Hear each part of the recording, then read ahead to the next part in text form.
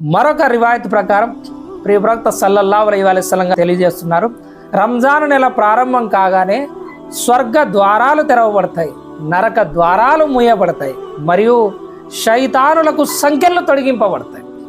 మరొక ఉల్లేఖనంలో దుష్ట శైతానులకు జిన్నులకు సంఖ్యలు తొలగింపబడతాయి. అంటే ఆ నెల అల్లాహ్ తాలా మీకోసం, మనందరి కోసం, మనకు వస్వసా కల్పించే, మనతో చెడ్డ పనులు చేయడానికి పూనుకున్నటువంటి ఈ యొక్క సర్కస్ షయాతీన్ జిన్నాతుల్ని బంధించి వేస్తాడు.